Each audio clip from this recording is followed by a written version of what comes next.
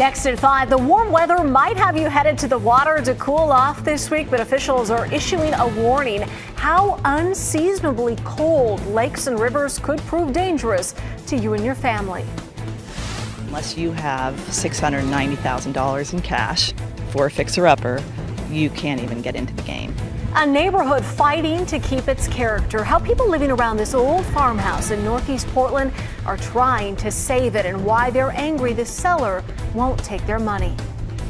Oh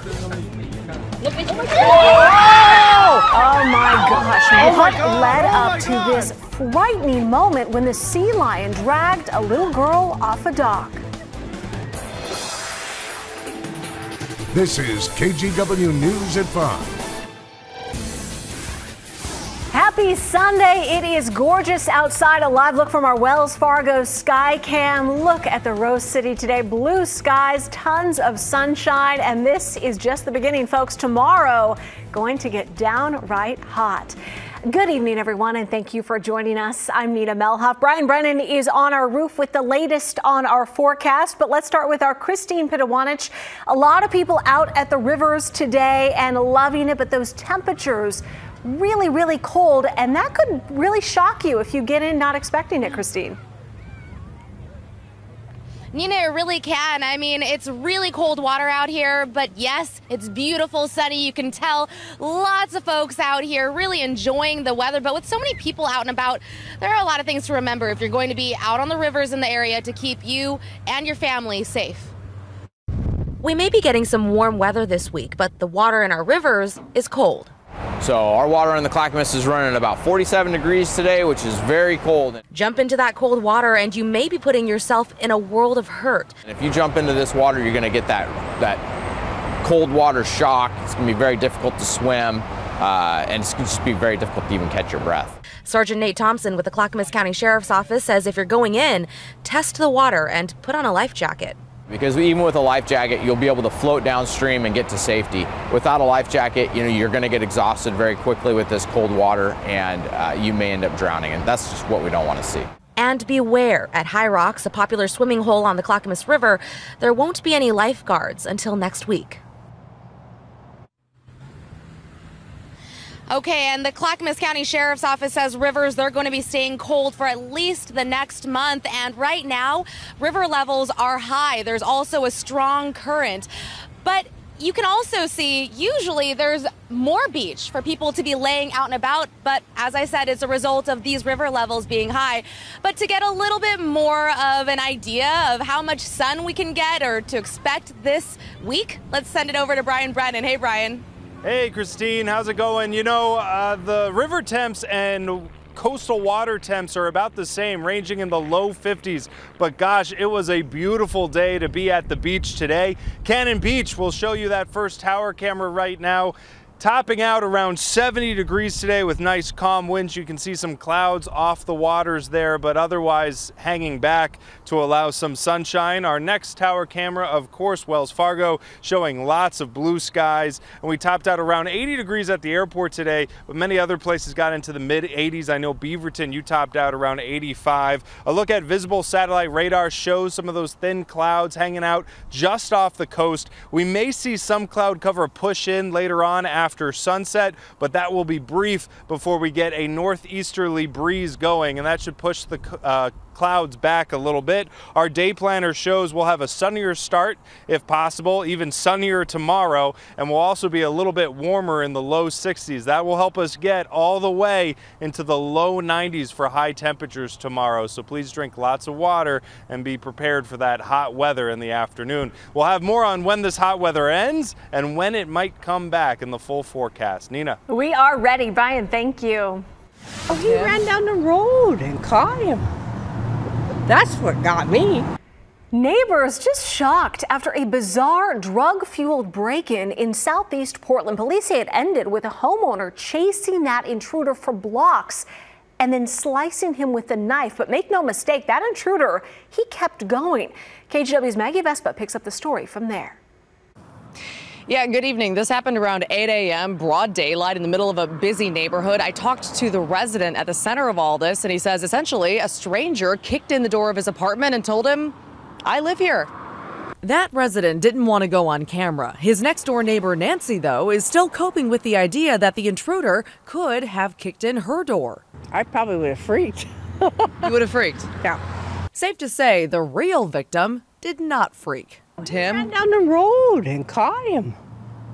That's what got me. He told KGW he grabbed a knife and chased the 19-year-old intruder, who he says seemed high, more than a mile from the Emerald Park Apartments near Southeast 148th and Stark to this Fred Meyer. There, he says he sliced him in the rib cage. Police then showed up and say the intruder, ID'd as Noel Stevenson, got into their passenger seat. Then they say he tried to break into another home. Finally, they caught him. Tonight, Stevenson is in custody being treated for his wound, and Nancy is taking notes. I don't carry guns. I don't have anything special. But I sure know where my knives are. Again, the resident who chased the intruder did not want to go on camera, but he told me essentially everyone in his family is safe and he has no regrets. I'm Maggie Vesper reporting, KGW News. North Korean officials are calling today's launch of a medium-range ballistic missile successful, but UN Security Council members say it's reckless and disturbing. Officials say that rocket flew east about 300 miles and landed in the sea. South Korea convened an emergency National Security Council meeting following the launch. White House officials say this missile had a shorter range than prior missile launches in recent tests. The UN Security Council is set to meet Tuesday to talk about it. President Trump had some tough talk for Muslim leaders in Saudi Arabia today, calling on them to help combat a crisis of Islamic extremism. It's day 2 of the president's trip to Saudi Arabia, and today he spoke in front of the crowd, saying it's the Muslim nation's responsibility to drive out terror from their countries. He was a little toned down from previous comments on Islam, but Trump also had a message for Iran, which will be well received in Saudi Arabia. For decades, Iran has fueled the fires of sectarian conflict and terror.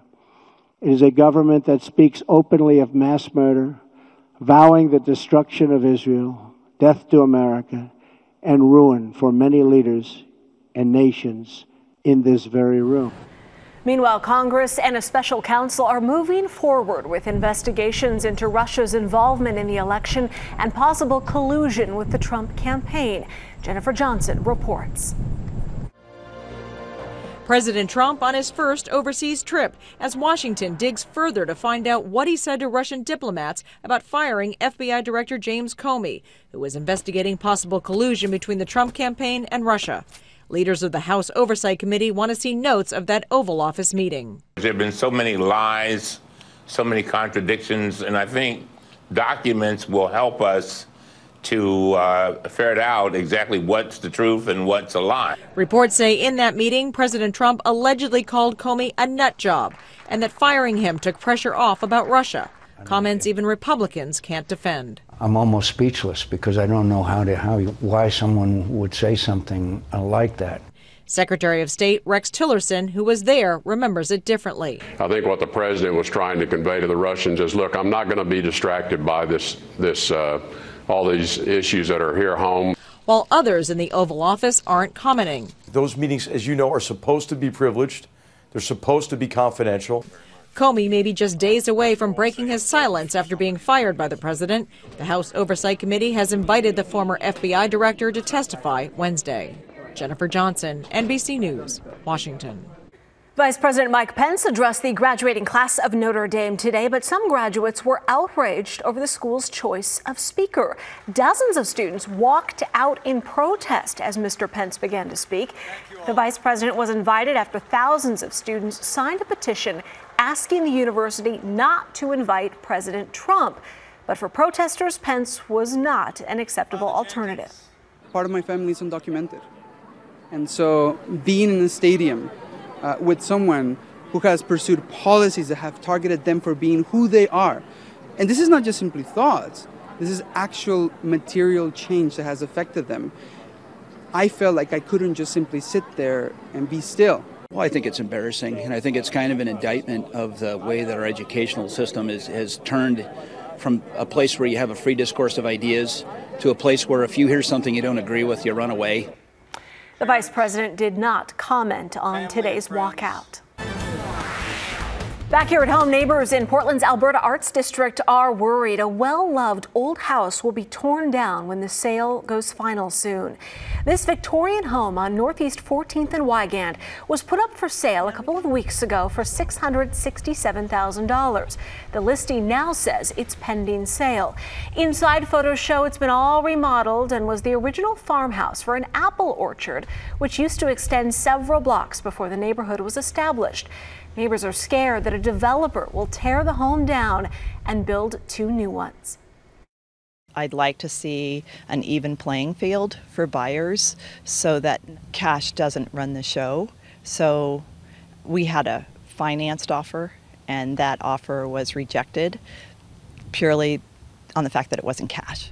At the very least, neighbors are hoping that if it is a developer that closes on the sale, they'll respect the neighborhood and not build huge new homes that tower above the rest and start just feet from the sidewalk.